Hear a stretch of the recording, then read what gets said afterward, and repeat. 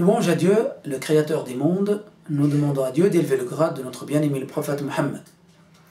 Le mauvais œil, c'est quoi le mauvais œil? Quelqu'un qui a été touché par le mauvais œil. Alors, c'est une personne qui a de l'envie dans son cœur. Et quand il voit quelqu'un, il parle de cela. Il parle de cela, et là, le mauvais œil touche la personne qui a été vue, de qui on a parlé. Alors, c'est quoi l'envie?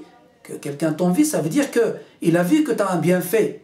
Et il veut que ce bienfait s'enlève de toi et vient à lui. Ça veut dire qu'il a vu que tu es beau, il a vu que tu as une belle voiture, il a vu que tu as voilà, de l'argent, ainsi de suite. Et il veut que tu n'ailles plus cet argent ou ce bien et que ça vient vers lui, pour lui. Et il parle de cela, parce que s'il ne parle pas, il a ça dans le cœur, mais il n'a pas parlé de ça à quelqu'un ou à toi, alors ça ne touche pas le mauvais œil. Il faut qu'il parle de cela. Parce que dans les cœurs, il y a tellement de choses, mais ça ne touche pas l'œil tant qu'on n'a pas parlé de cela. Alors, il a l'envie, il parle de cela à quelqu'un, il dit ou à toi, il dit « Oh, mais tu as beaucoup d'argent. Oh, tu as une belle voiture. » Mais dans son cœur, il y a l'envie, donc l'œil te touche. L'œil te touche. Mais si la personne a de l'envie, mais il n'a pas parlé, ça ne touche pas. Et en plus, s'il n'a pas l'envie, mais il a dit « Oh, quelle belle voiture que tu as », ainsi de suite, ça ne va pas toucher l'œil. Et ça l'encontre que certains pensent que du fait que celui qui est jaloux, il t'a regardé avec les yeux, alors tu auras mal et tu seras touché par le mauvais œil. Non, ce n'est pas le cas. Ce n'est pas le cas. Il faut que cette personne ait de l'envie et qu'il parle. Comment ça se fait? Comment ça se passe que lui, il te regarde, il parle, il a l'envie et l'œil te touche? Comment? C'est par le fait que les savants ont dit qu'il y a un shaitan, un diable qui est mécréant, qui entend cela et qui touche la personne de qui on a parlé, qui est la personne qui a été enviée. Donc c'est shaitan qui fait, c'est la même chose que la magie.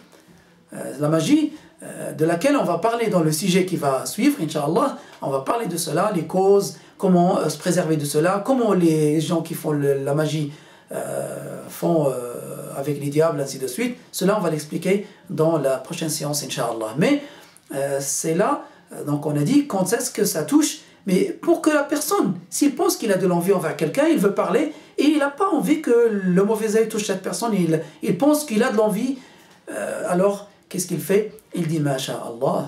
Quand il parle, il dit « Masha'Allah, tu as une belle voiture ». Alors ça évite que la personne soit touchée par le mauvais œil. Mais quand on a de l'envie, mais si on est sûr on n'a pas de l'envie, on n'a pas besoin de dire « Masha'Allah ». Mais c'est toujours bien de le dire pour, au cas où, éviter cela. Ou dire « Tabarakallah ». Certains disent Tabarakallah, mais c'est mieux de dire Tabarakallah ou dire Allahumma salli ala Sayyidina Muhammad. Dans ce cas-là, le mauvais œil ne touche pas la personne. Alors, pour que la personne se préserve lui-même de cela, qu'est-ce qu'il fait? Alors, il se protège par des invocations. Par des invocations le matin et le soir, et des versets. Parmi les versets, c'est Ayat al-Kursi, une fois, Allahu la ilaha illa huwa al-hayyul qayyum, tout le verset, et l'Ikhlas, Qul huwa Allahu ahad, et al-Falaq, Qul a'udhu bi rabbil falaq, toute la sourate, et al-Nas, Qul a'udhu bi rabbin nas, toute la sourate, 3 fois, pour se préserver de cela. Et un autre dua, je vous le dis, a'udhu bi kalimatillahi tammah, min kulli shaytanin wahammah, wa min kulli aynin lammah.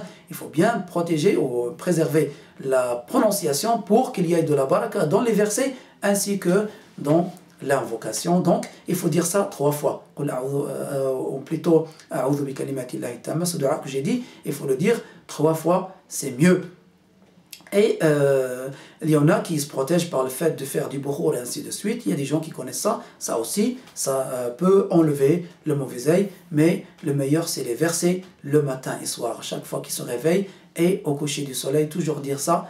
Ça à long terme, ça protège la personne du mauvais œil. Nous demandons à Dieu qu'il nous protège du mauvais œil et qu'il vous protège. Wallahu a'lam wa ahkam.